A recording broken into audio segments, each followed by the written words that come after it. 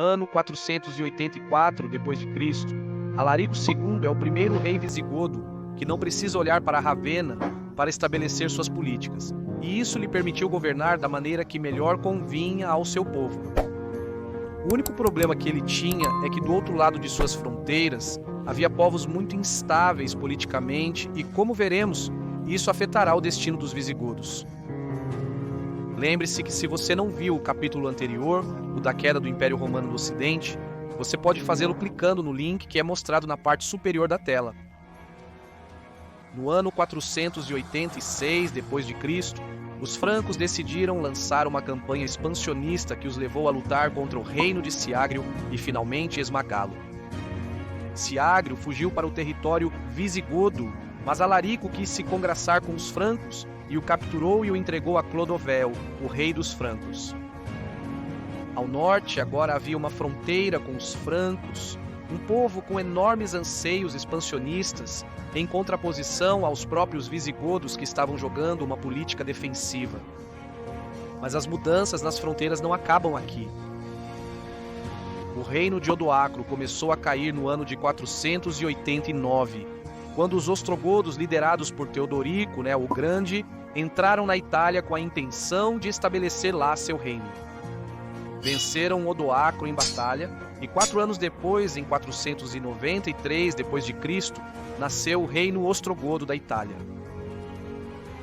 Mas essa mudança foi muito boa para os visigodos, pois as relações entre os godos se fortaleceram. Alarico II se casou com a filha de Teodorico. Os francos, por outro lado, continuaram com sua expansão. Anexaram o território dos turíngios em primeiro lugar e posteriormente o dos alamanos, estes últimos no ano de 496. A seguir, ocorrerão eventos na Hispânia e na Gália. Então, nos concentraremos primeiro na Gália e depois veremos a Hispânia. O caso é que pouco depois de submeter os alamanos, Clodovel decidiu invadir o reino visigodo de Tolosa. Os primeiros ataques foram um fracasso franco, pois suas hostes chocavam-se como ondas contra as defesas visigodas. No entanto, sua sorte mudou, pois os francos realizaram uma rápida expedição para o interior do reino visigodo, assaltando Bordeaux e tomando a cidade. Este rápido movimento foi um duro golpe para os visigodos, que perderam uma de suas cidades mais importantes e, com isso, prestígio, comércio e dinheiro. Alarico enviou um grande exército para tomar a cidade e conseguiu, mas até então a maior parte do exército franco já havia partido de lá. E é então que estourou outro conflito nas fronteiras visigodas. O reino borgonhês se viu envolvido em uma guerra civil. Clodoveu não hesitou e rapidamente apoiou um dos lados com a intenção de que, se vencesse a guerra civil, os borgonheses o ajudassem contra os visigodos. Claro, Alarico, ao descobrir isso, entendeu que deveria fazer algo ou se veria com mais de uma frente aberta ao mesmo tempo. Decidiu apoiar o outro lado e, por sorte para Alarico, foi seu aliado que saiu vitorioso na guerra.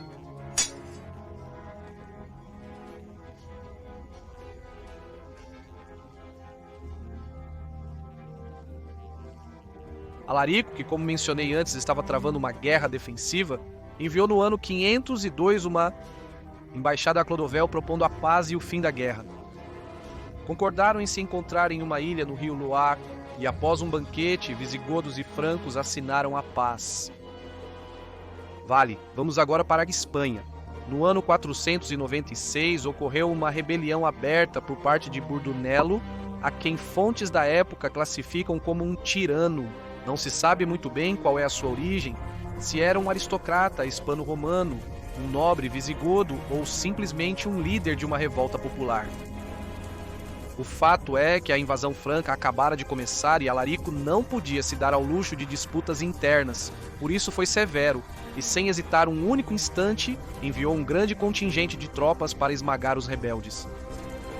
Os visigodos tomaram uma a uma todas as cidades rebeldes, e estes, vendo que sua revolta parecia condenada ao fracasso, entregaram seu líder, Burdunello, a Alarico para que este os perdoasse. Burdunello foi enviado para Tolosa e Alarico decidiu dar exemplo com sua vida. Não podia permitir que alguém se rebelasse em seu território, pois, como veremos depois, O reino visigodo era um coquetel explosivo. Colocaram Burdunello dentro de um touro de bronze oco e o colocaram sobre uma fogueira enorme. Não quero ser muito explícito sobre o seu fim, mas vocês já podem imaginar o que aconteceu com este homem lá dentro. No entanto, não parece que o efeito desta execução pública perdurou no tempo, pois 10 anos após a revolta, no ano de 506, surgiu outra revolta na atual Tortosa, liderada neste caso por um tal Pedro, do qual também não se sabe nada. A força desta rebelião não tem nada a ver com a de Burdunello, pois não se estendeu a outras cidades, e após a entrada das tropas reais na cidade, Pedro foi entregue e posteriormente decapitado. Mas aconteceu algo que decidiria o futuro visigodo. Alarico estacionou tropas de forma permanente na Hispania, o que diminuiu as forças que ele tinha em Natália. Vamos ver agora a situação interna do reino visigodo. Tenho certeza que muitos de vocês estudaram e se lembram dos estamentos da época medieval, nobres, igreja e povo comum, pois Alarico se deparou com um sistema de estamentos incipiente, mas ainda mais retorcido do que o que, por exemplo, Castela Aragão terá na Idade Média.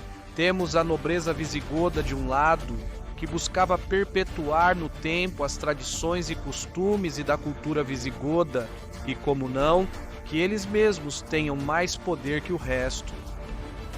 Em oposição direta temos a nobreza ou aristocracia galo-romana, que queria que se abraçassem cada vez mais costumes e tradições romanas, e novamente ter mais poder que o resto. Muito parecida com esta é a aristocracia hispano-romana, que além do que queria a galo-romana, queria que Hispania fosse considerada mais do que a Gália, e para isso também buscavam ter mais poder que o resto dos estamentos. Fora da nobreza temos a religião. Em primeiro lugar temos todo o povo visigodo, que era ariano, profundamente ariano, em contraposição com o povo romano, que era profundamente cristão e defendido pela Igreja Católica. A Igreja temia que os visigodos, por serem arianos, lhes tirassem privilégios, e era algo que não pensavam permitir, e certamente estavam em posição de lutar por tais privilégios. Acontece que a maior parte da população galo-romana e hispano-romana era católica. Então, se a igreja decidisse se rebelar para defender sua fé, provavelmente o povo se levantaria em armas em sua ajuda.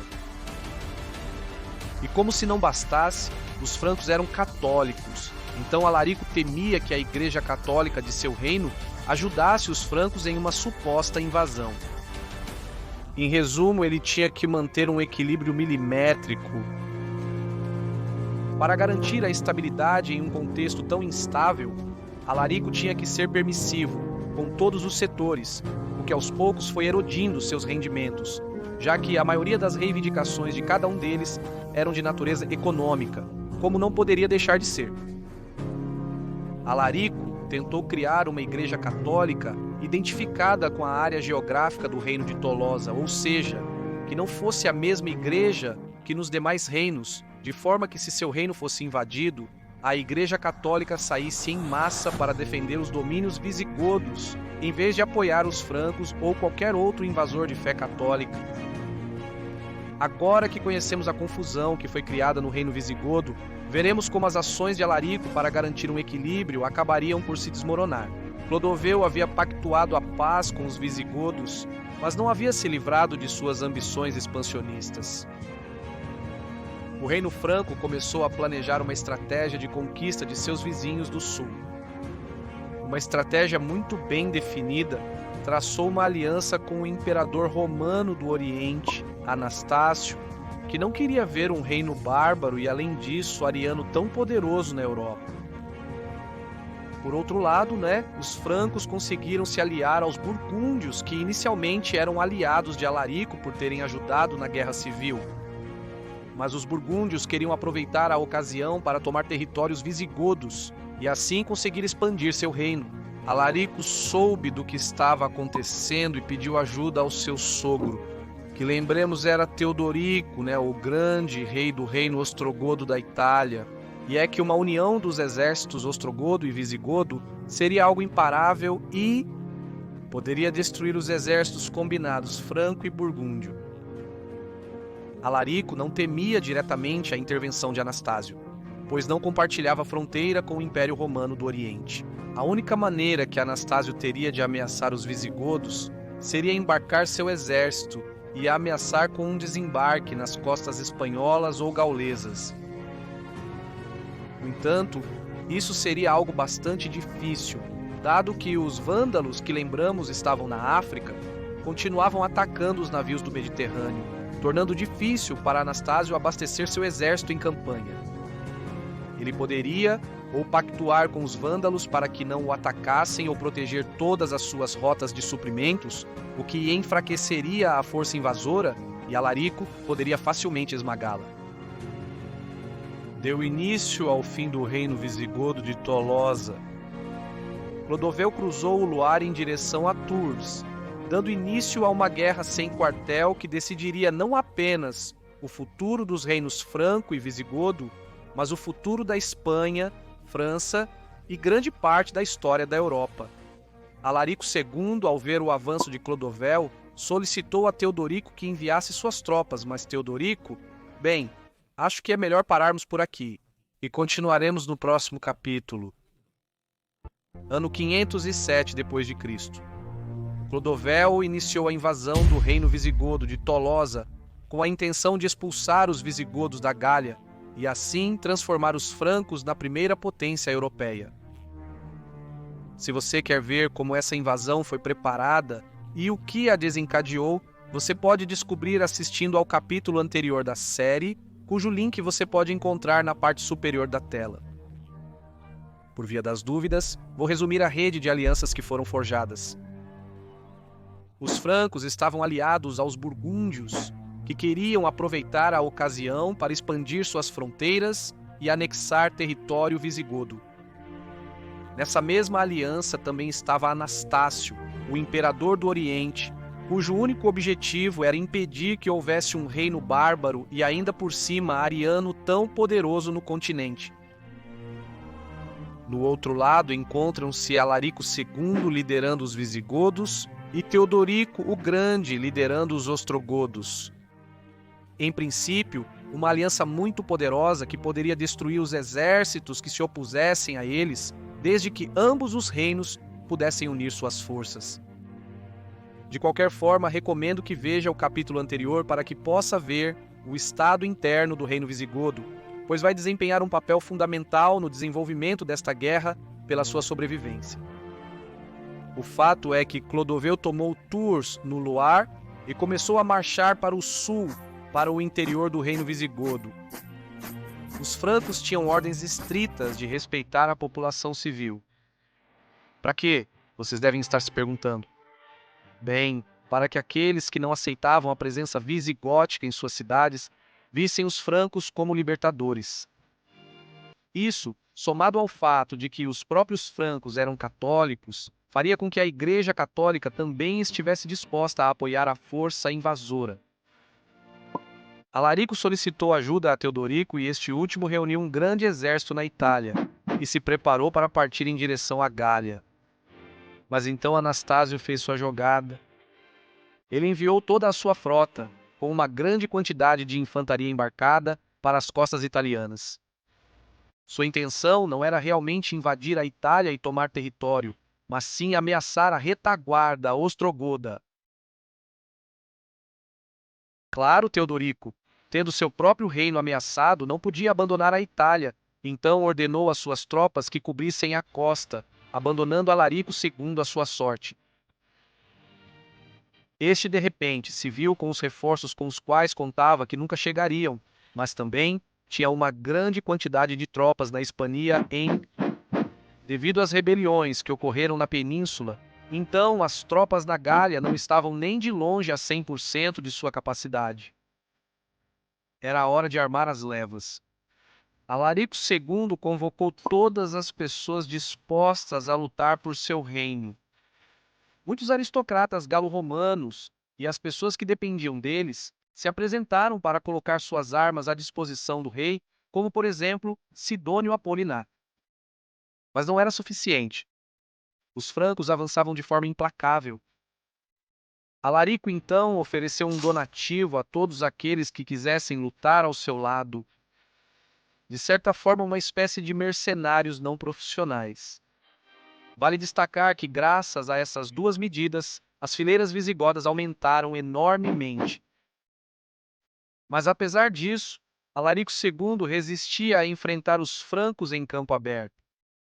A ideia do rei era se manter nas cidades e atrasar o máximo possível um confronto em grande escala contra os francos, de modo que eles fossem se desgastando aos poucos, e assim dando tempo para os ostrogodos se livrarem da ameaça oriental e virem em seu auxílio.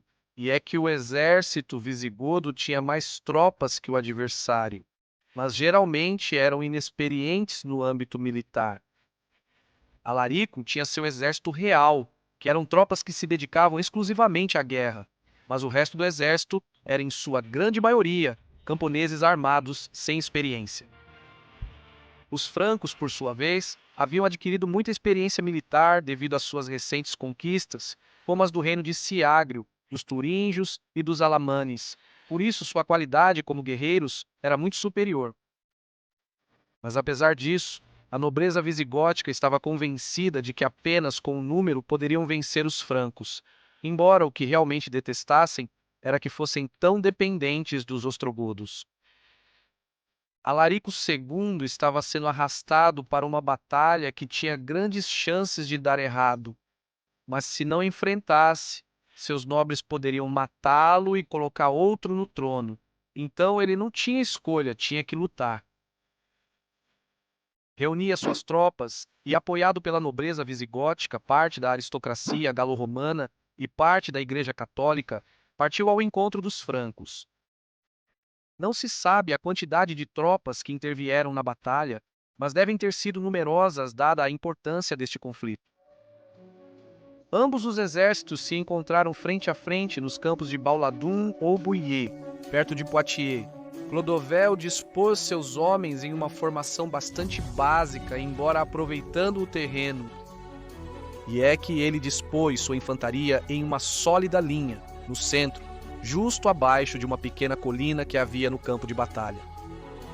E justo na parte superior desta colina, protegidos pela infantaria, encontravam-se os arqueiros francos.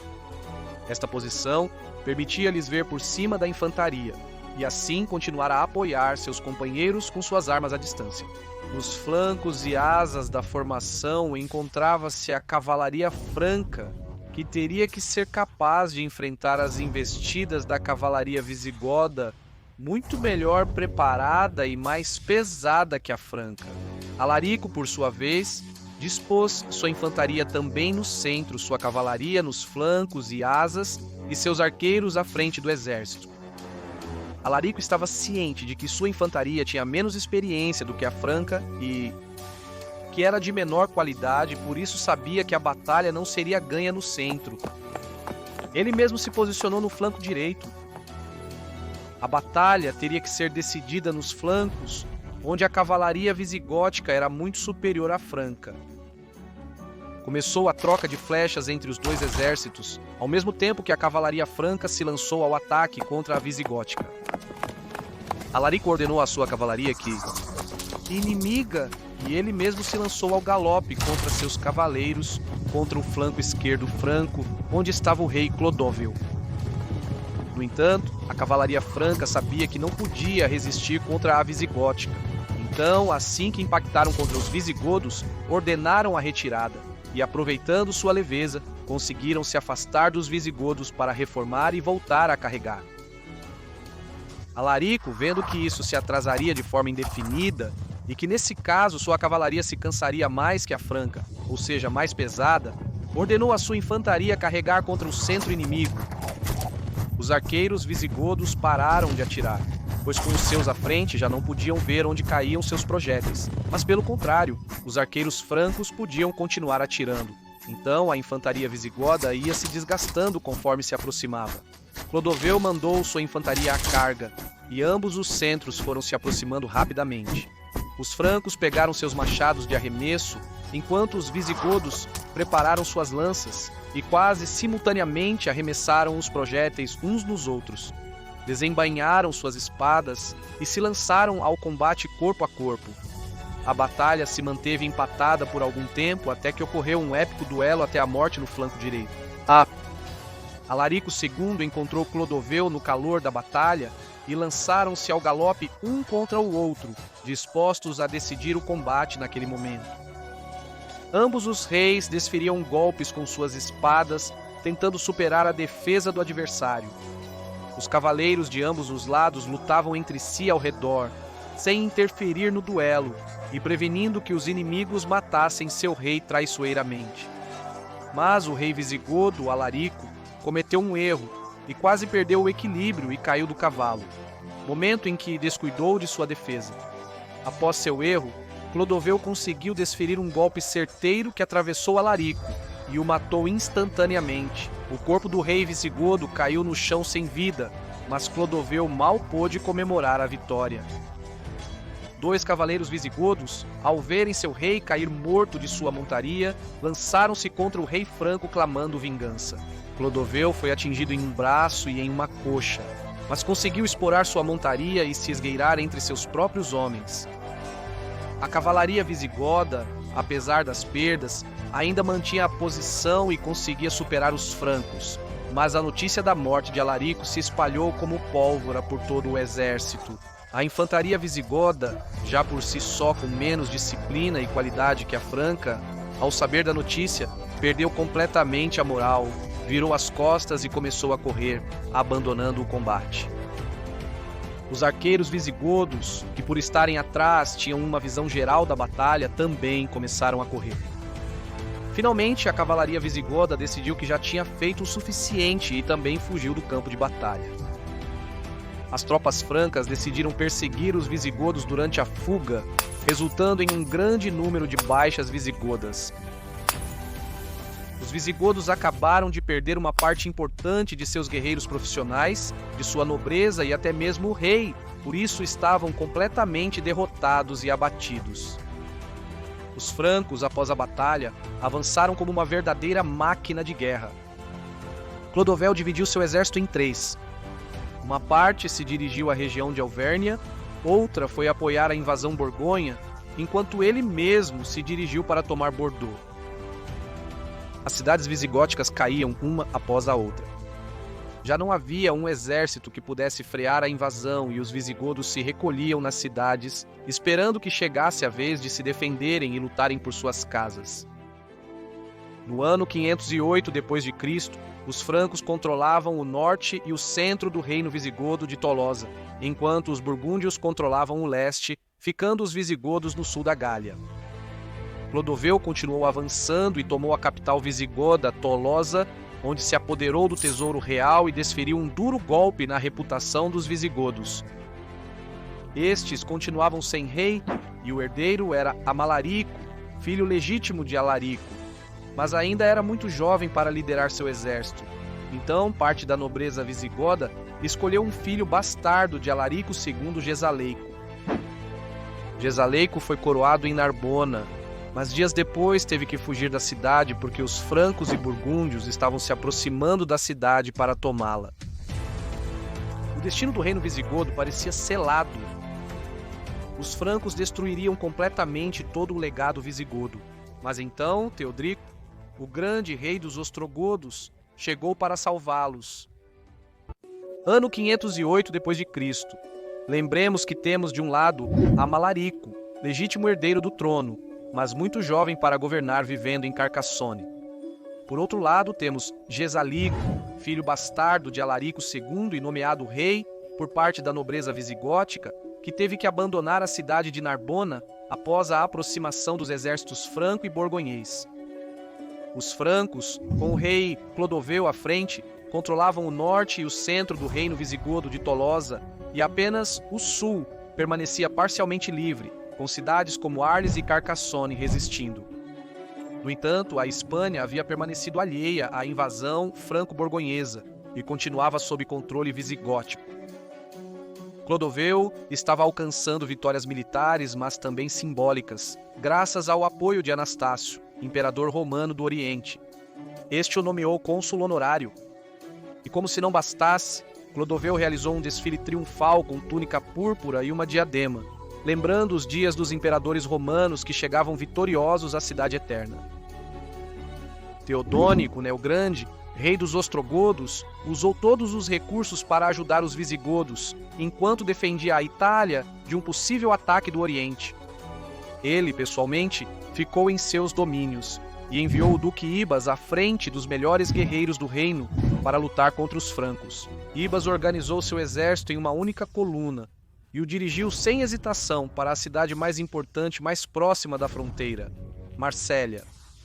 A campanha seria baseada em ataques rápidos, por isso ele não podia se dar ao luxo de cercar cidades. Precisava assaltá-las. Os ostrogodos atacaram Marsella e a reconquistaram sem muitas complicações. O duque deixou uma guarnição na cidade e partiu rapidamente para seu próximo objetivo, Avignon, que também havia caído nas mãos do inimigo. Ele a tomou, deixou uma guarnição e decidiu libertar Arles do cerco a que estava submetida. Lembremos que Arles era a capital da Gália, quando ainda existia o Império Romano do Ocidente.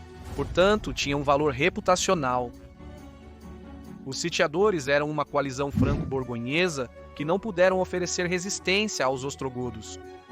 Ibas os destruiu e capturou um bom número de guerreiros que seriam posteriormente vendidos como escravos. Em 509 d.C., com um rápido avanço conquistado, decidiu dividir seu exército. Uma parte foi ao reino borgonhês para atacar e tomar as cidades. A ideia não era se apoderar dessas cidades e mantê-las. A ideia era que os borgonheses, ao verem seu próprio reino atacado, se retirassem do reino visigótico e retornassem às suas terras. O truque surtiu efeito e parte das forças borgonhesas retornaram ao seu reino para defender as cidades que ainda resistiam. Ibas liderou a outra parte do exército e partiu para resgatar Amalarico, herdeiro do trono visigótico, que, lembremos, estava em Carcassonne.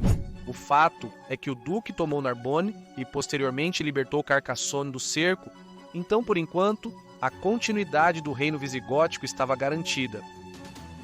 Os ostrogodos decidiram defender mais ou menos a antiga Septimânia, rejeitando a ideia de recuperar as terras perdidas além desses limites. Após essa decisão, Ibas retirou o exército que havia enviado ao reino borgonhês e foi alcançada uma relativa paz entre a aliança dos francos e borgonheses com a aliança goda, embora ainda houvesse desavenças nas fronteiras e diversos combates menores. Neste momento, Teodorico passou a tutelar Amalrico, ou seja, tornou-se regente do reino visigodo. Mas com certeza vocês veem algo estranho em tudo isso. Já havia um rei visigodo, Gesalico, que era filho ilegítimo de Alarico. Uma guerra civil está se aproximando.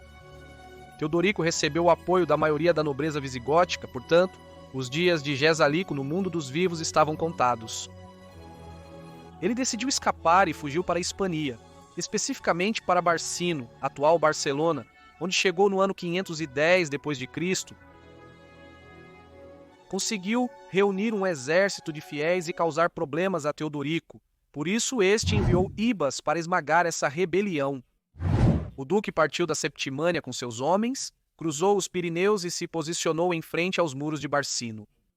Gesalico e seus homens partiram ao encontro. Houve uma batalha entre os dois exércitos. Mas Gesalico foi derrotado de forma esmagadora e foi forçado a fugir.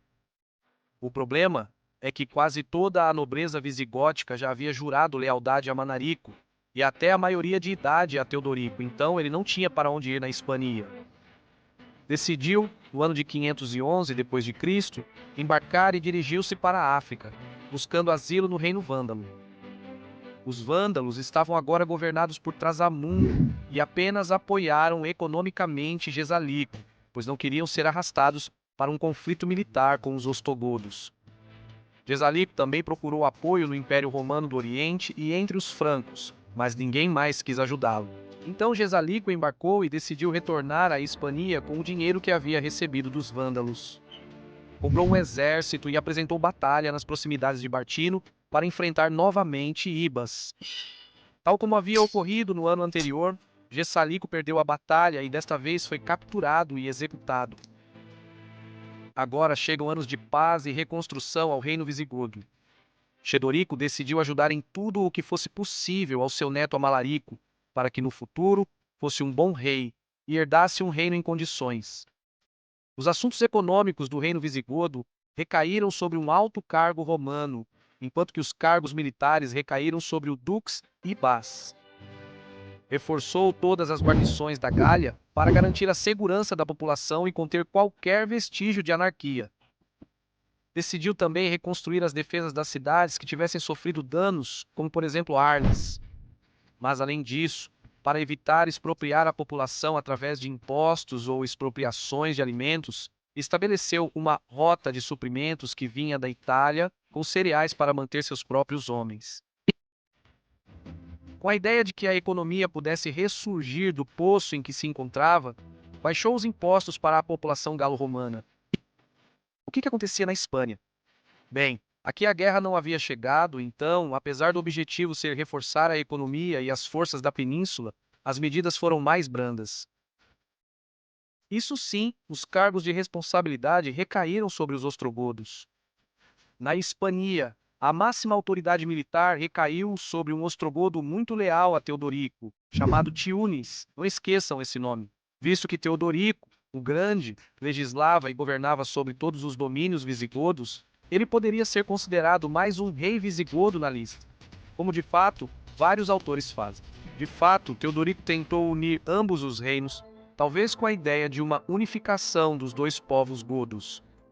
Um exemplo é que o tesouro visigodo, em vez de permanecer em território visigodo, foi transferido para Ravenna, capital do reino ostrogodo. No entanto, os tesouros visigodo e ostrogodo permaneceram separados. Ele também impulsionou uma política matrimonial entre os aristocratas visigodos e ostrogodos. O mais importante foi o casamento entre Eutarico e uma de suas filhas, com a intenção de que Eutarico, agora com laços com visigodos e ostrogodos, herdasse ambos os reinos após a morte do monarca. Mas as coisas não saíram como esperado, pois no ano 523 ele morreu, provavelmente por causas naturais. Desde a grande invasão franca, o reino visigodo havia se recuperado e a figura de Teodórico o Grande tornou-se temida além das fronteiras. Foram anos de paz e recuperação, mas tudo tem um fim, e é que a política externa começou a se complicar com o Império Romano do Oriente, com os vândalos, burgúndios e com os francos. Mas a nível interno também surgiram reveses. A aristocracia romana, assim como a Igreja Católica, começaram a se distanciar do monarca godo devido ao seu autoritarismo e suas políticas góticas. Afinal, acontece como nos anos antes da invasão franca. A aristocracia romana e a Igreja não queriam perder seu poder e influência. Por isso, eram contrários às políticas que reforçassem os costumes e tradições godas em detrimento das romanas.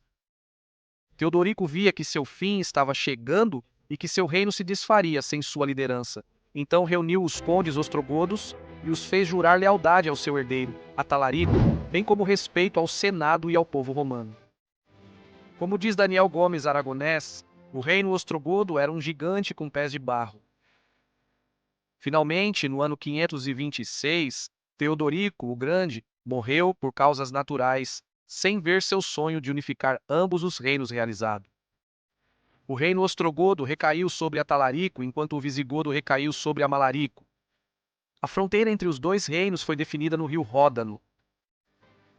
Uma das primeiras ações políticas que Atalarico realizou, ou melhor, sua regente e mãe, Amalassunta, foi devolver o tesouro visigodo ao território visigodo, o que certificou a separação de ambos os reinos. As tropas ostrogodas destacadas na Gália e Hispania retornaram à sua terra natal, embora não todas, pois havia soldados que já haviam formado uma família no reino visigodo e decidiram ficar. Os dois reinos começaram a caminhar por si só, separando novamente o seu destino. Atalarico foi educado conforme a tradição romana a algo que novamente desagradou uma parte do reino, neste caso a nobreza ostrogoda. A rainha regente não hesitou em ordenar a execução de vários nobres que a criticavam abertamente. Este é o começo do fim do reino ostrogodo, onde Belisário se destacará. Mas como o reino ostrogodo não fará mais parte do futuro do reino visigodo, não falarei mais sobre isso do que com pinceladas. Vamos voltar então para a Hispania. Amalarico conseguiu ascender ao trono sem oposição, pois contava com o apoio incondicional da nobreza visigótica, bem como o apoio do ostrogodo Teudes, que havia decidido ficar com os visigodos em vez de voltar para sua terra natal. O rei vivia em Narbona, que era a nova capital do reino visigótico após a perda de Tolosa. Com a intenção de conseguir paz para seu reino e evitar, ou pelo menos adiar, o máximo possível uma nova invasão franca, ele se casou com Clotilde, princesa franca, filha de Clodoveo. Este casamento parecia selar definitivamente a paz entre os dois reinos. Porém, isso está muito distante da realidade. As crônicas não concordam sobre o que fez o conflito explodir. Por um lado, comenta-se que os francos haviam traído os visigodos e estavam conspirando contra eles. Por outro lado, disse que Amalarico maltratava sua esposa Clotilde por ser católica, ao que ela responderia pedindo ajuda a seu irmão Childeberto, rei dos francos. O fato é que os francos reuniram suas tropas e, com Childeberto à frente, lançaram uma nova invasão em grande escala contra o reino visigodo, especificamente contra os territórios visigodos na Gália. Amalarico reuniu seus homens, tropas insuficientes e com pouca experiência militar, e partiu com seus fiéis ao encontro dos francos. Não se sabe onde ocorreu a batalha, nem como foi, nem os números de cada um dos lados. O que está claro é que os visigodos sofreram uma derrota esmagadora. A anarquia se instalou nos territórios da Gália. Um salve-se quem puder em toda regra. Amalarico fugiu com sua guarda pessoal rapidamente para Barcino, nos territórios da Hispânia. Lá, aterrorizado com a possibilidade de os francos decidirem cruzar os Pirineus, propôs aos seus leais pegar todo o tesouro e partir de barco para a África. Seus próprios homens, ao ouvir a proposta, sentiram seu orgulho atacado e o assassinaram. Com sua morte, a dinastia Baltinga, que havia começado com Alarico I mais de 100 anos atrás, parecia chegar ao fim. Os visigodos que estavam na Gália, ao ver que os francos avançavam sem oposição e que não havia nenhuma possibilidade do reino visigodo recuperar seus territórios, iniciaram uma migração massiva. E os visigodos abandonaram suas casas na maior parte da Gália, seja em território franco ou visigodo, e rumaram para a Hispania, uma terra naquele momento cheia de oportunidades, pois havia se mantido alheia às disputas na Europa. Mas não apenas visigodos, também ostrogodos começaram a deixar a Itália para iniciar uma nova vida na Hispania. O trono visigodo estava vago, mas logo foi parar no antigo tutor de Amalarico, o ostrogodo Teudis.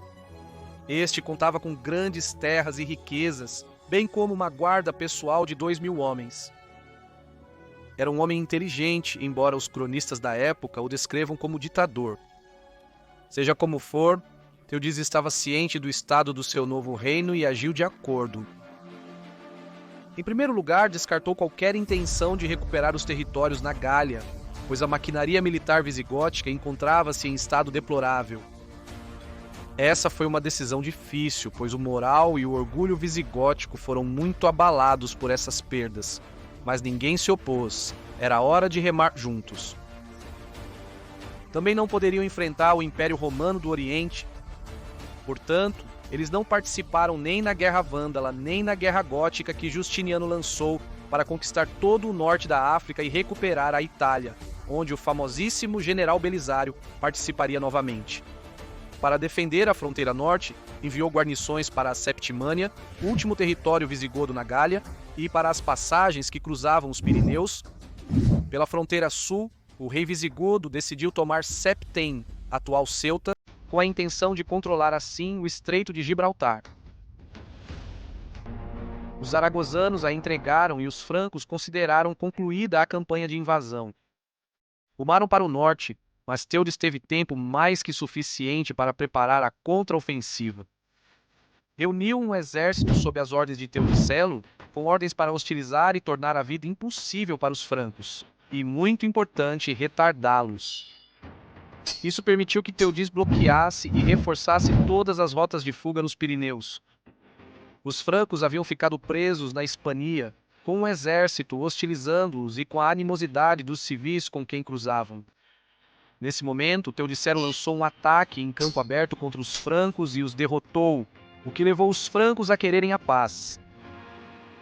Ofereceram um pacto aos visigodos. Entregariam grande parte do butim em troca de poderem escapar. Os visigodos aceitaram com uma condição. Desde o momento em que entregassem o butim, teriam apenas um dia para escapar. Aqueles que permanecessem na Hispania após 24 horas seriam executados. Os francos fugiram quase por completo e o resto foi executado. A contraofensiva havia sido um completo sucesso e devolveu a confiança aos visigodos em seus guerreiros e em sua capacidade militar. Mas a alegria durou pouco, pois no ano 542, uma epidemia de peste bubônica assolou o território, dizimando a população e, consequentemente, reduzindo o número de efetivos no exército. Se os francos ou os romanos tivessem atacado naquele momento, é possível que tivessem saído vitoriosos, mas ninguém o fez. No ano 548, Teudes, seguindo já uma tradição da época, foi assassinado. São Isidoro relata que Teudes, ao sangrar até a morte, fez seus leais jurarem não matar seu assassino. O fato é que ele foi sucedido por seu leal Teudizelo, também ostrogodo.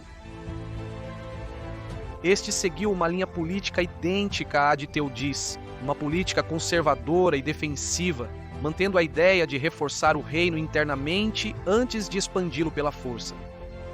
Mas ele também não pôde fazer muito. E é que no ano 549, um ano após ascender ao trono, ele estava celebrando um banquete em seu palácio em Sevilha, ponto à parte da nobreza visigótica. A uma parte dos nobres desagradava a ideia de ter Turizelo como monarca, principalmente porque ele havia desonrado suas esposas. Sim, as esposas dos nobres. Quando o álcool já corria nas veias dos convidados, esses nobres se levantaram e esfaquearam repetidamente o monarca, idêntico ao que aconteceu com Quinto Sertório durante sua rebelião na Hispania, a qual vocês podem conhecer clicando no link que aparece na parte superior da tela. Veremos que isso de matar os reis traiçoeiramente é uma tradição visigótica que durará muito tempo. Com a morte deste monarca, termina o que é conhecido como intermediário ostrogodo, ou o período de supremacia ostrogoda, ou seja, os anos em que o reino visigótico era governado pelos ostrogodos, seja de forma direta ou indireta. O fato é que o sucessor escolhido foi um nobre visigodo de nome Ângela, mas nem todos queriam Ângela como rei. A resistência estava no sul, na Bética, e foi para lá que o monarca dirigiu suas tropas.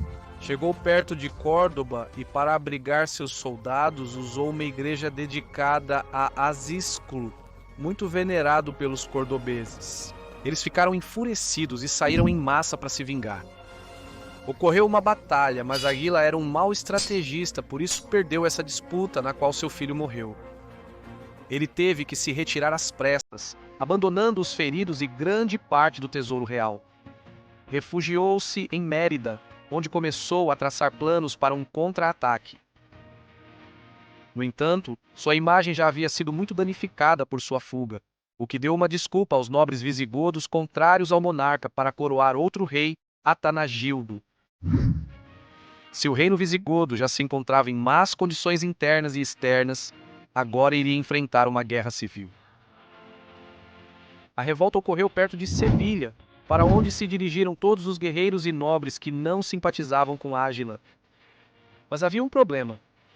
Atanagildo não tinha tropas suficientes para enfrentar seu rival em batalha, e em uma guerra civil você não pode atacar as cidades inimigas, porque serão suas se você vencer. Então ele tinha que procurar outra solução, e ele encontrou. Os que vieram em auxílio de Atanagildo foram os romanos. O Império Romano do Oriente apoiou o usurpador na guerra civil.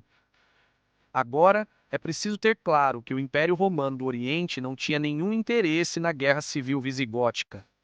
Ao Império não importava se governava um ou outro rei, pois os visigodos não representavam uma ameaça para a integridade do Império. O que acontecia era que o Império via que as portas da Hispania se abriram de repente para ele. poderia desembarcar tropas para ajudar e, ao terminar a guerra, já teria uma cabeça de ponte na península a partir da qual operar e lançar suas campanhas de conquista. Justiniano reuniu um exército de 5.000 homens e... Continuaremos no próximo vídeo. Como comentei no vídeo anterior, que você deveria ver antes deste, e aqui em cima tem o link.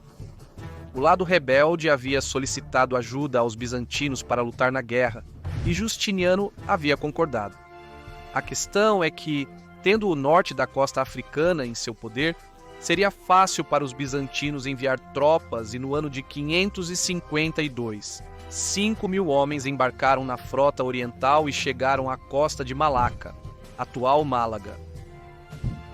Ágila desconhecia essa aliança e enviou um exército em direção a Spales, onde enfrentaria as tropas de Atanagildo e provavelmente as esmagaria facilmente.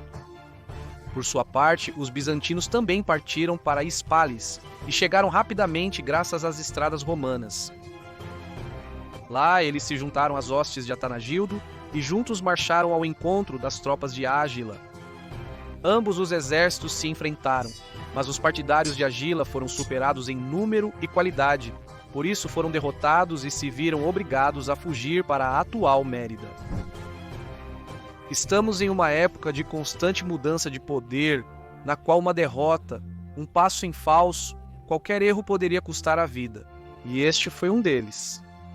A Guerra Civil durou mais 3 anos, anos durante os quais não houve grandes confrontos em campo aberto, mas sim movimentos políticos. Pouco a pouco, Ágila foi perdendo apoios, até que no dia 31 de março do ano 555, seguindo a tradição gótica, os nobres assassinaram seu monarca e se entregaram a Atanagildo. Isso foi um erro? Uma traição? Eles foram movidos por anseios de poder e dinheiro? Analisemos a situação do reino. Ao norte estavam os francos, que já haviam atacado repetidas vezes os visigodos e os expulsaram da Gália.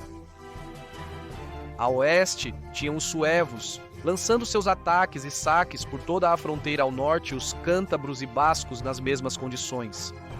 E por último aos bizantinos, trazendo cada vez mais tropas para a península. Uma guerra civil não fazia mais do que enfraquecer o reino e permitir que os inimigos externos se aproveitassem e atacassem. Viam como necessário acabar com a guerra de qualquer maneira. Atanagildo assumiu o trono godo, perdoando aqueles que haviam sido leais a Ágila, numa tentativa que há alguns anos, graças a Atanagildo, ainda era deplorável, por isso o monarca tinha pela frente uma tarefa árdua. Vendo que era possível que não fosse capaz de abranger todos os territórios, um ano depois de subir ao trono, decidiu pedir ajuda ao seu irmão, Leovigildo.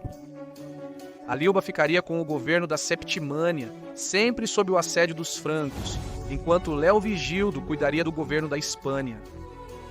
O reino visigodo de Toledo agora tinha 2 reis. Leovigildo assumiu o comando da Hispânia e rapidamente tentou se legitimar no trono, pois poderiam surgir reticências ao seu mandato devido ao fato de ter sido nomeado a dedo por seu irmão. Casou-se com a viúva de Atanagildo, garantindo assim o apoio do conjunto de nobres que haviam apoiado o rei falecido.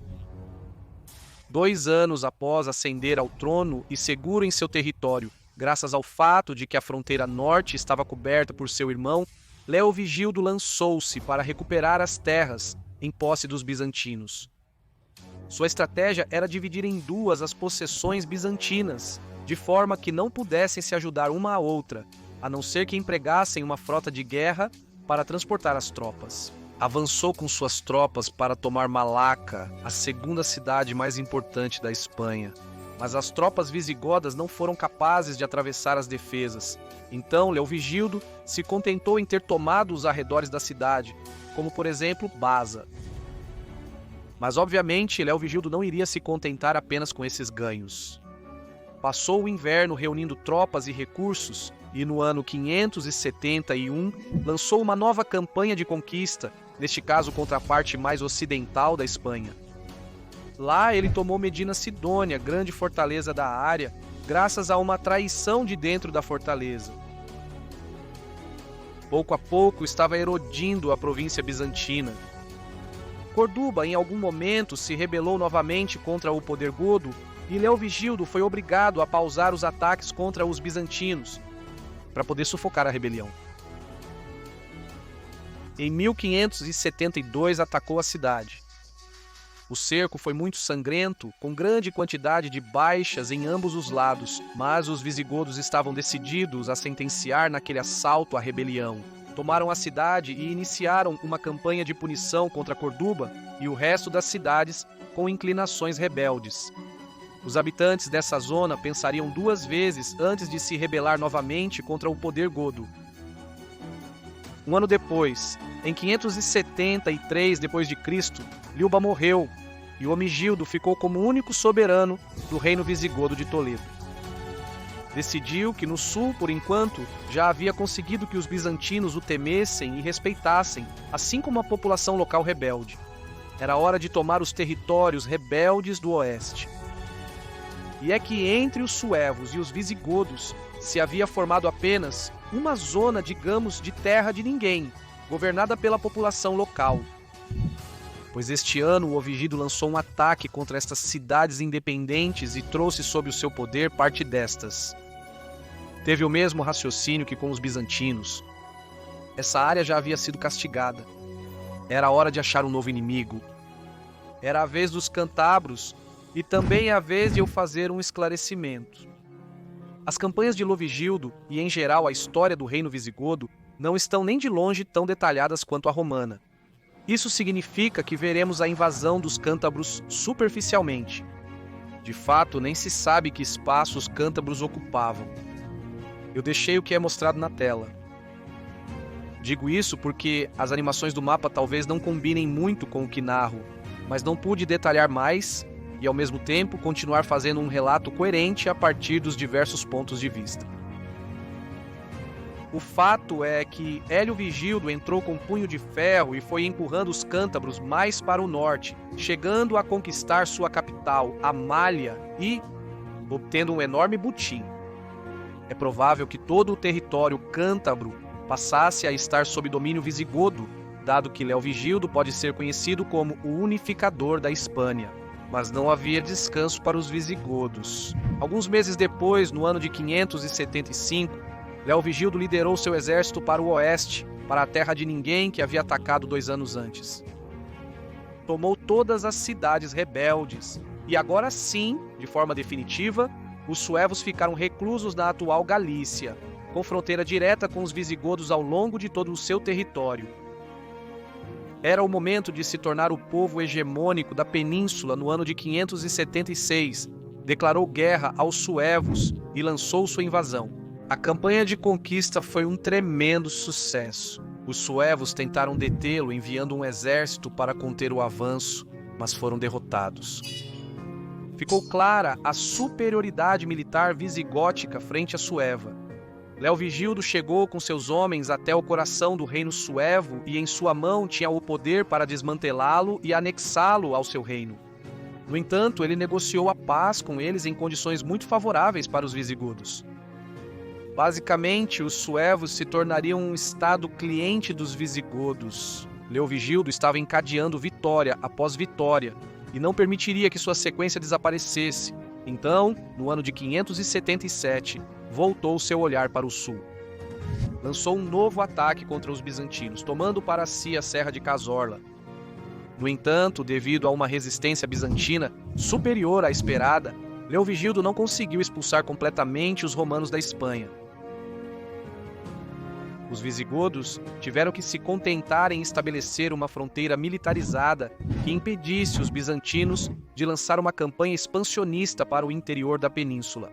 Nesse momento começou um próspero período de paz, até que Hermenegildo começou a causar problemas. E é que Hermenegildo, filho de Leovigildo, havia sido enviado a Sevilha para governar a Bética, mas lá, sem o controle de seu pai, se converteu ao catolicismo e em seguida se rebelou contra seu pai. Devo destacar que não foi uma guerra de arianos contra católicos, foi uma guerra civil sem mais. Proclamou a independência da Bética e se autoproclamou rei. Ciente de sua desvantagem numérica, começou a angariar suporte interno e externo. A maioria de seus apoios concentrava-se em Sevilha, Córdoba e também na cidade de Mérida. Aliados externos foram aqueles que sempre aproveitavam a fraqueza visigótica, o reino suevo e o Império Romano do Oriente, embora não tenha conseguido garantir o apoio dos francos. Vigildo soube mantê-los afastados por meio da diplomacia. O rei visigodo decidiu acabar primeiro com os aliados ou possíveis aliados de seu filho fora da Bética. No ano de 581, ele atacou a Bascônia, devastando os vascones e, de alguma forma, anexando definitivamente esses territórios e pondo fim aos ataques de rapina que os vascones lançavam pelo Ebro. Com os territórios do norte assegurados, no ano de 582 d.C., ele seguiu para Mérida, a qual tomou sem muitas complicações. No ano seguinte, ele seguiu para Sevilha, onde Hermenegildo estava esperando os reforços aliados. O Império Romano nunca veio em seu auxílio, enquanto os suevos pelo menos tentaram. O rei suevo Irão liderou seus homens para enfrentar Leovigildo em Sevilha. Cruzaram a fronteira e começaram a se aproximar das tropas inimigas, mas Leovigildo enfrentou e derrotou essa nova ameaça, perdendo a vida ao próprio rei suevo. O herdeiro, Eburico, ordenou a retirada de seu exército, e embora Leovigildo os tenha deixado fugir, jamais esqueceria suas ações. Conseguiu tomar Sevilha, mas seu filho de alguma forma escapou e se refugiou em Córdoba sem problemas. Leovigildo sitiou Córdoba e a tomou no ano de 584, prendendo seu filho e o encerrou em Valência. A rebelião havia terminado, mas restava vingar-se da traição dos suevos, que se supunha serem um estado cliente do reino visigodo. No ano de 485, ele entrou com suas tropas no reino suevo e não deixou nenhum inimigo vivo. Todo o exército suevo foi derrotado e o reino foi completamente conquistado, anexando-o ao reino visigodo de Toledo. Enquanto isso acontecia, os francos tentaram tomar parte da Narbonense, bem como enviar reforços por mar para os suevos. Falharam. A frota visigótica destruiu a Franca e, para defender a Narbonense, Leovigildo enviou seu outro filho, Recaredo, ao comando de um exército para combater os francos. Recaredo triunfou e os francos tiveram que recuar. Com exceção da província da Espanha, Leovigildo havia unificado toda a península e é por isso que ele é considerado o pai do reino visigodo de Toledo. Um ano depois, em 586, Leovigildo morreu de forma natural. Recaredo herdou o reino e tomaria uma das decisões mais importantes, se não a mais importante, que marcou a história da Espanha até os nossos dias. No ano de 587 d.C., Recaredo abdicou do arianismo e se converteu ao catolicismo. Isso foi uma jogada mestra. Deixando de lado se ele realmente tinha fé católica ou não, ao dar este passo e conseguir que grande parte de seus seguidores se convertessem ao catolicismo, ele conseguiria uma unidade religiosa em todo o reino, que, somada à unidade política e territorial alcançada por seu pai, fortaleceria os visigodos em grande medida. Houve uma tentativa de rebelião por parte dos nobres arianos, mas esta foi esmagada. Embora mais do que uma rebelião, foi uma conspiração, então não houve nenhuma batalha ou combate. O pretendente ao trono foi punido de forma exemplar. Ambas as mãos foram cortadas e ele foi exilado para terras galegas. Na Septimânia ocorreu uma rebelião que realmente representou um contratempo para Recaredo. Um bispo ariano e 2 condes visigodos lideraram uma rebelião para manter a religião ariana no reino. Os rebeldes foram apoiados por um exército franco que sempre estava à espreita para prejudicar os visigodos. Recaredo enviou um exército visigodo que enfrentou a coalizão franco-rebelde e a destruiu completamente. 5.000 inimigos perderam a vida e 2.000 foram feitos prisioneiros. Sim, 5.000 mortos é uma derrota estrondosa para essa época, embora se a compararmos com as forças dos melhores tempos do Império Romano, não é nada. Para contar um aspecto da lenda, foi tal o sucesso da batalha que surgiu o mito, repito, o mito de que os visigodos, com 300 homens e a ajuda de Deus, venceram um exército de 60.000 francos, pois isso é um mito. No ano de 589, foi celebrado o Terceiro Concílio de Toledo, no qual oficialmente a Igreja Ariana desaparecia e seria assumida pela Igreja Católica. O arianismo oficialmente havia desaparecido do reino visigodo de Toledo. Foi selada uma aliança entre a Igreja e a coroa, que perduraria por toda a história visigótica, passando pelos reinos da Reconquista e por Espanha. Durante o resto de seus reinados, ele se encarregaria de continuar legislando em favor de melhorar a economia, a vida dos visigodos, fortalecer a união política e religiosa do reino e defender suas fronteiras.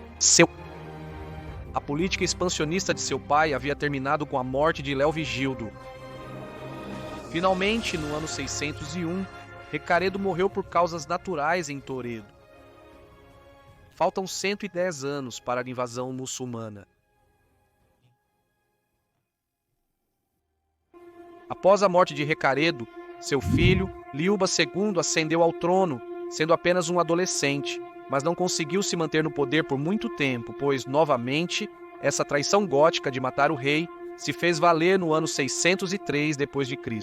Viterico executou o rei e assumiu o poder. Seu reinado é descrito como tirânico e sanguinário, embora tenha tentado unificar a península atacando o Império Romano do Oriente sem sucesso. Antes de continuar, devo advertir que a informação desta época é escassa e pouco precisa. Por isso, irei bastante rápido e sem aprofundar, exceto com os dois reis mais importantes deste período. Continuemos. No ano 610, Viterico estava em um banquete quando foi assassinado pelos mesmos homens que o ajudaram a matar Liuba II. Continuamos com a paixão visigótica por regicídios. Seu sucessor foi Gundemaro, que lançou uma campanha de retaliação contra os bascos por lançarem ataques de saque na linha do Ebro. No ano de 612, Gundemaro morreu e agora chegamos a Sisebuto, um monarca aparentemente dos pés à cabeça. Era um católico convicto e viu nos judeus um perigo para a unidade religiosa que Recaredo havia conseguido, ou quase conseguido. Obrigou os judeus a se converterem ao catolicismo, o que gerou uma profunda divisão entre a comunidade judaica e o reino visigodo, algo que perduraria até a queda deste último. Também lançou duas campanhas punitivas contra os povos do norte. Em primeiro lugar, contra os Astures, e em segundo lugar, contra os habitantes da atual Galícia, que também não se davam bem com os suevos ali estabelecidos. Ambas as campanhas transcorreram sem problemas. Vale destacar que ele não liderou nenhuma. Ele preferiu se reservar para a grande campanha, e seria essa que expulsaria definitivamente os bizantinos da península e acabaria com a província da Espanha. O primeiro objetivo seria Malaca, atual Málaga. Sisebuto reuniu um grande exército, organizou a logística cuidadosamente e preparou uma frota de guerra para apoiar o exército. E por que se arriscar que todo o poder bizantino desembarcasse na Hispania para se vingar se podiam conviver assim? Pois porque esse poderio jamais chegaria. Acontece que os bizantinos estavam ocupados com suas guerras contra os sassânidas, por isso não se preocupariam com seus territórios mais ocidentais. Quando tudo estava pronto, no ano 614 d.C., viu o início da campanha. Os visigodos atacaram simultaneamente do mar e da terra, e a cidade caiu sem poder resistir ao invasor. Os arredores da cidade também foram tomados pelos godos. No entanto, para a surpresa do povo visigodo, Sisebuto parou abruptamente o avanço e fez um pacto de paz com o Império Bizantino. Por quê? Havia outro povo ameaçando as possessões visigodas? Não, foi por fé e por moralidade. Sisebuto detestava a guerra, especialmente o seu custo humano e econômico, e além disso, via como completamente imoral lutar contra um império católico, aproveitando-se do fato de que este se defendia de um povo pagão como era o Sassânida. De acordo com os escritos de Sisebuto, ele temia que, após sua morte, Deus o julgasse severamente por suas campanhas contra os católicos. No ano de 621, Sisebuto morreu após uma longa doença e foi sucedido por seu filho Recaredo II, que morreu apenas alguns dias depois. Não se sabe por quê. Finalmente, seu sucessor definitivo seria Suintila, fiel general de Sisebuto. Suintila não era tão crente quanto Sisebuto e rejeitou a ideia de que se aproveitar da fraqueza do Império Bizantino fosse imoral, por mais católicos que fossem. No ano de 623, ele reuniu suas tropas em Valência e se preparou para marchar. Sua intenção era varrer a província da Espanha de uma extremidade à outra, seguindo a costa como se fosse uma vassoura. Ele deu o tiro de partida e seus homens começaram a marchar. Ele foi tomando os diferentes vilarejos por onde passava e finalmente se posicionou diante da joia da coroa, a Pérola Bizantina, na Hispania, Cartago Nova, conhecida pelos bizantinos como Cartago Espartaria. A cidade sofreu muito com os ataques visigodos e acabou caindo em mãos de casamentos. A campanha de Suintila continuou e no ano 625, os últimos soldados bizantinos na península foram ou executados ou expulsados. Desta forma, Suintila se tornou o primeiro rei que teve toda a Península Ibérica em seu poder. Também iniciou a construção da cidade de Ologicos, atual Olite. Opinião pessoal, recomendo muito visitar Olite, principalmente o seu castelo, pois me impressionou bastante e é o melhor conservado de todos os que visitei. Bom, continuo contando. Apesar dessa façanha, cometeu um erro.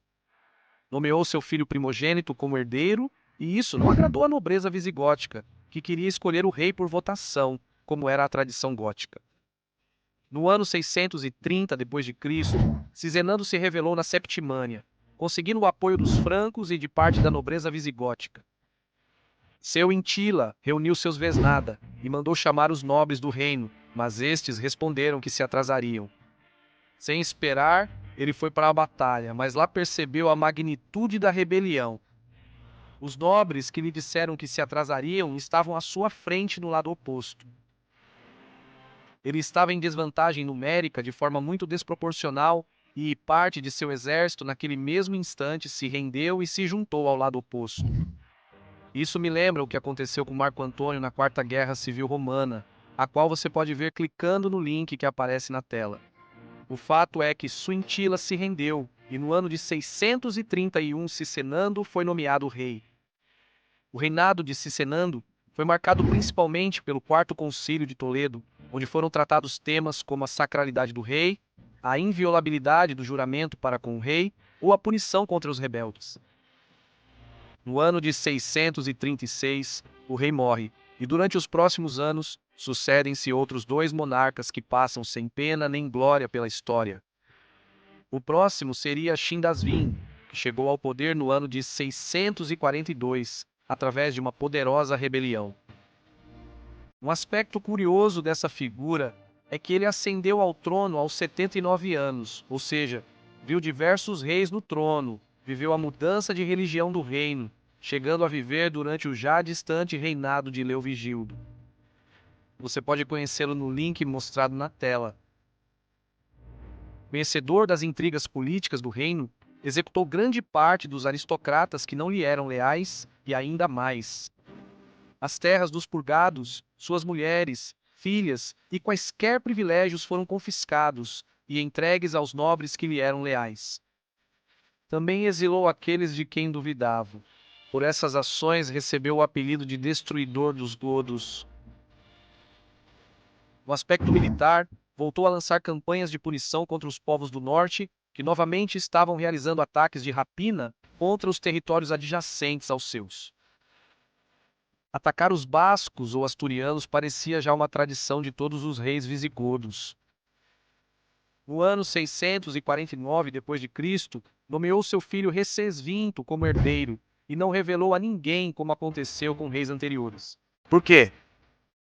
Porque lembremos que, ao chegar ao trono, ele matou todos aqueles que não lhe eram leais. Finalmente, no ano de 653, aos 90 anos de idade, ele morreu de causas naturais. Recesvinto herdou o reino e tentou seguir uma política mais conciliadora do que a de seu pai, com a ideia de que o reino lhe fosse leal pela existência de laços de união, ao invés do terror. Porém, não funcionou.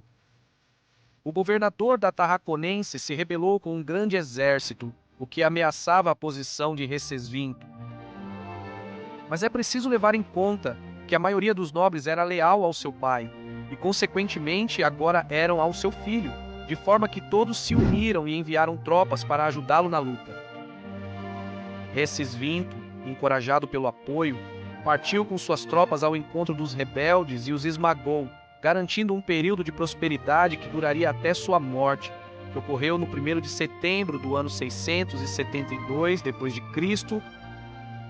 A questão sucessória foi rápida e ao mesmo tempo anedótica.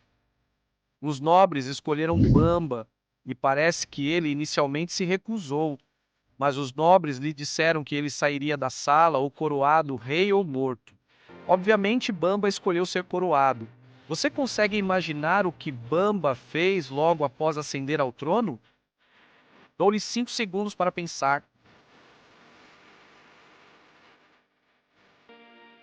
Ok, tempo. Pois é, ele decidiu lançar uma campanha de punição contra os rebeldes bascos, mas enquanto essa campanha acontecia, a Narbonense se levantou em armas completamente contra o novo monarca. Bamba decidiu enviar Paulo, um ilustre godo, no comando de um grande exército para sufocar a revolta. Na escolha, Paulo, assim que chegou a Tarraconense, se revoltou contra o rei legítimo e se autoproclamou monarca dos visigodos com o apoio dos nobres da província. Paulo, de forma unilateral, havia proclamado a independência do leste do rei. Bamba acabou com os revoltosos bascos e lançou-se sem perder tempo contra os rebeldes e o usurpador. Um detalhe digno de menção é que as tropas visigodas começaram uma série de saques, assassinatos e violações pela Tarragona, e quando o rei soube, proibiu imediatamente essas ações, pois as sagradas escrituras do cristianismo o proibiam. Bamba tomou as principais cidades da província, como Bartino e Gerona, e alcançou os Pirineus, onde tomou os portos que vigiavam os passos montanhosos. A rebelião na península havia fracassado. Faltava apenas tomar a Narbonense. Para isso, ele foi direto para Narbona, onde ocorreu um duro cerco que terminou com a conquista da cidade pelos visigodos. Em seguida, Bamba dirigiu-se à última cidade rebelde, Nimes, onde estava seu até então fiel general, o Paulo. O cerco durou 3 dias até a tomada da cidade. Bamba acabou com os líderes rebeldes e tomou o resto da Narbonense.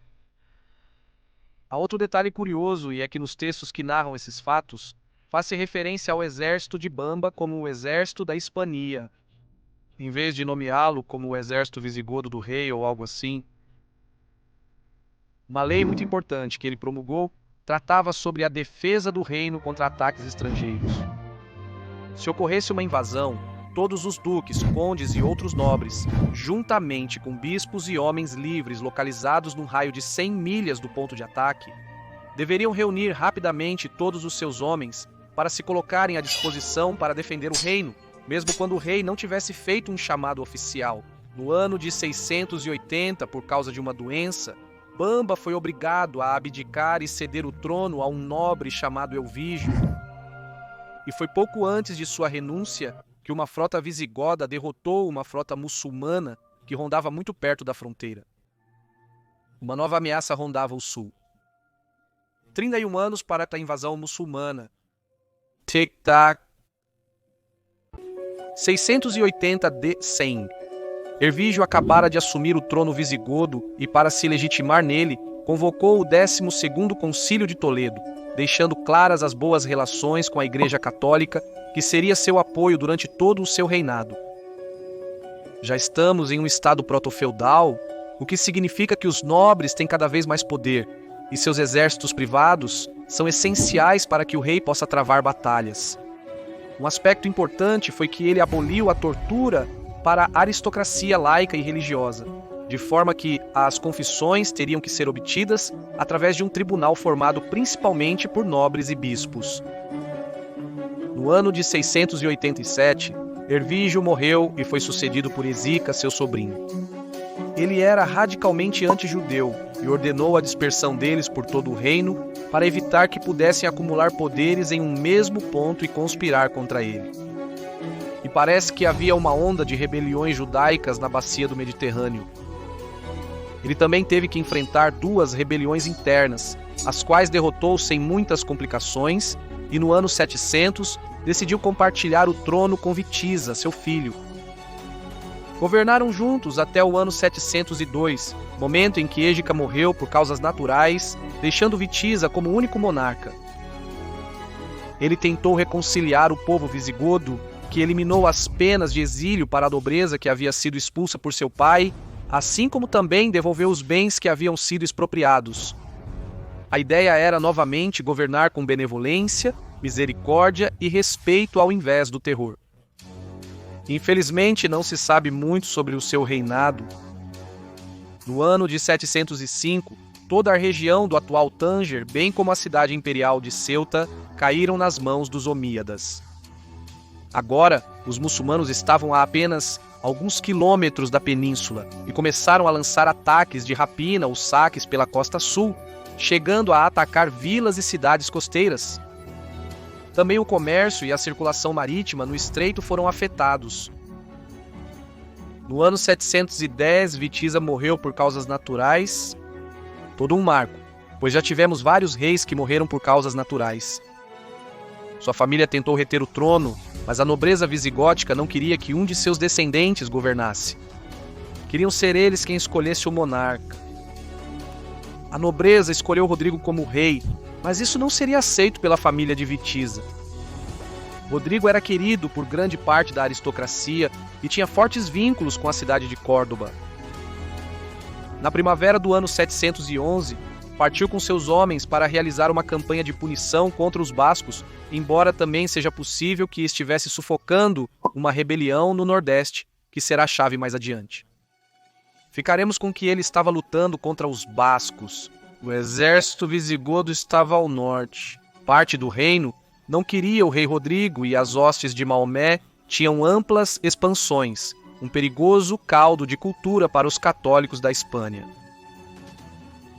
É possível que a família de Witiza tenha pedido ajuda aos muçulmanos para poder se rebelar e acabar com Rodrigo, e isso não é algo pelo qual eles deveriam ser condenados. Muitos antes deles haviam solicitado ajuda externa, seja aos suevos, aos francos ou aos bizantinos, que aproveitaram e ficaram na península. Você pode conhecer isso clicando no link que aparece na tela. O fato é que Emusa, governador omíada do norte da África, enviou Tarik no comando de um exército de berberes para a península. A força invasora de cerca de 7.000 homens chegou ao atual Gibraltar e de lá, enquanto esperava a chegada do resto do exército, lançou ataques nas terras adjacentes.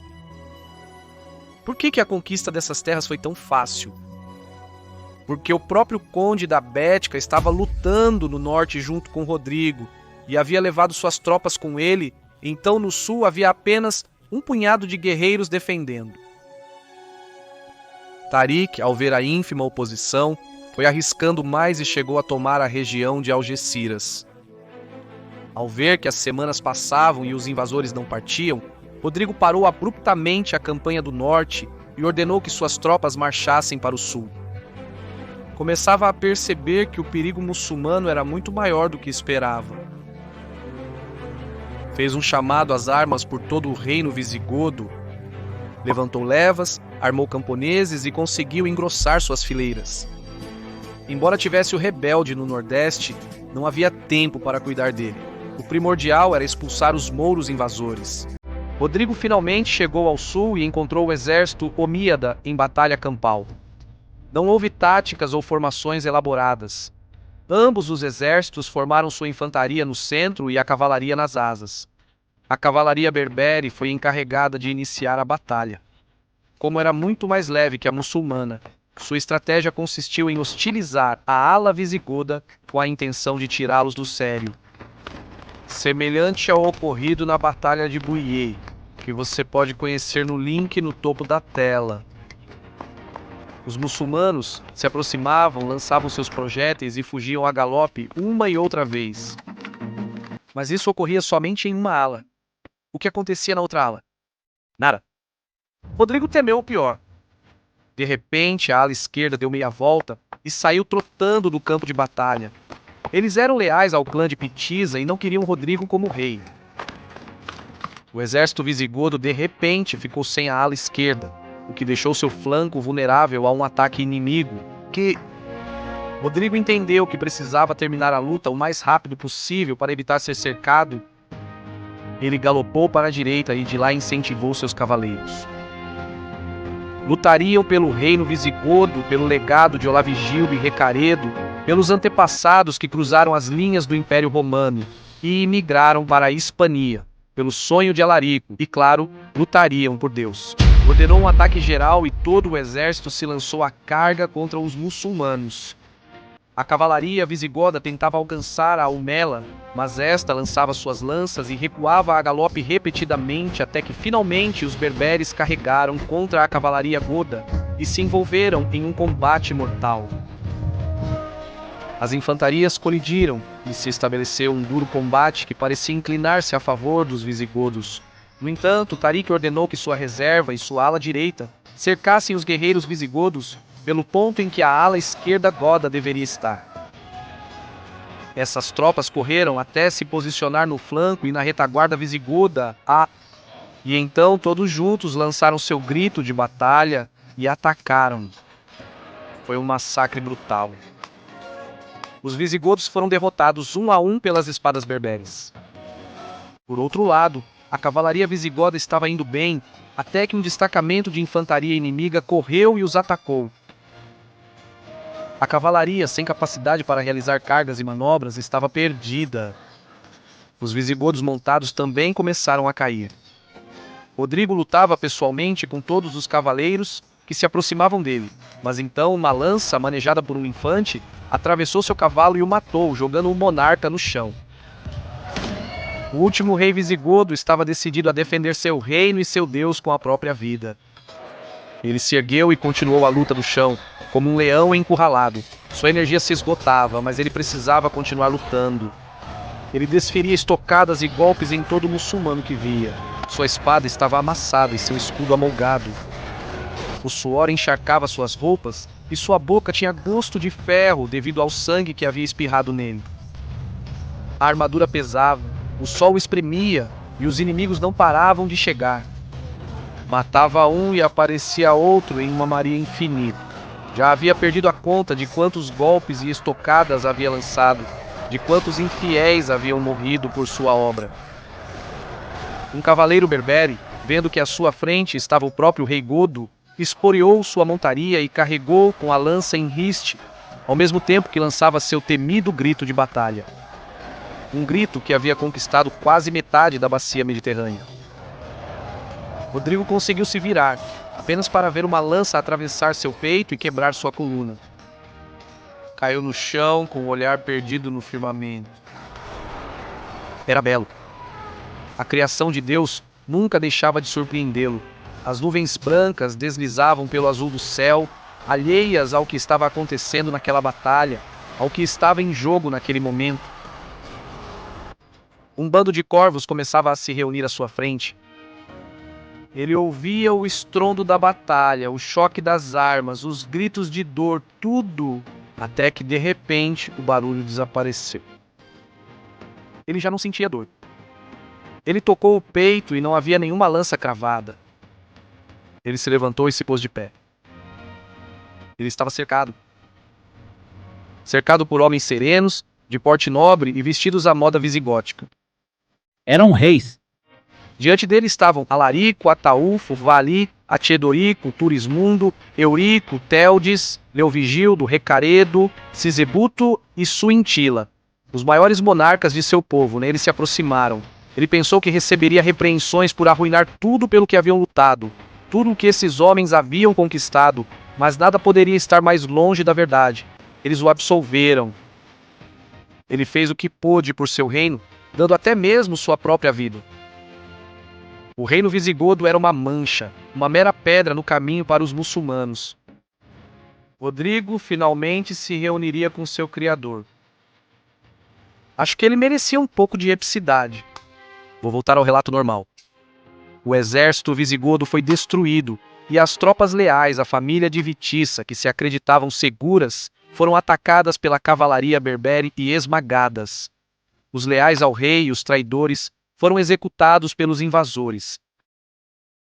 Após a batalha, Cádiz caiu e Musa, governador do norte da África, desembarcou com 18.000 homens na península e, fundindo-se com o exército de Tarik, tomaram a cidade de Medina Sidônia quase sem resistência. O próximo objetivo foi Sevilha, que sofreu um duro cerco que durou mais de 30 dias e teve que se render por causa da fome e das doenças. Depois disso, ele enviou exércitos para conquistar Mérida e Córdoba. A ideia era acabar com os centros de poder administrativo e militar visigodos. Tarik liderou o ataque a Córdoba, que caiu graças à rendição do conde da cidade. Apesar disso, os muçulmanos passaram a espada aos defensores da cidadela por medo de serem atacados pelas costas. Musa liderou pessoalmente o cerco de Mérida. A cidade resistiu fortemente, recusava-se a cair e todos os ataques omíadas eram rejeitados pelos defensores. Para não perder tempo, Musa deixou um exército no cerco e marchou com o resto para a capital. Com o sul quase tomado, Musa avançou para Toledo com suas tropas, mas encontrou uma última resistência. Os restos visigodos no sul se agruparam para enfrentar pela última vez as forças invasoras, uma última tentativa. Mas Musa os esmagou sem problemas e prosseguiu para Toledo, tomando no caminho Cáceres. Ao chegar à capital, juntou-se a ele Tarik. Toledo, a capital do reino, caiu devido a uma traição judaica. E isso vem reforçar o medo que os visigodos tinham de uma possível conspiração judaica em seu reino, que no final acabou acontecendo. O reino visigodo estava condenado, mas ainda havia nobres dispostos a continuar a luta. Um nobre godo de nome Pelaio reuniria seus leais para dar uma última batalha contra os muçulmanos, plantando a semente da reconquista. Com este vídeo finalizo a série do Reino Visigodo. Por isso é hora de começar a reconquista. Espero que tenham gostado da série, que lhe deem carinho e, como sempre, força e honra.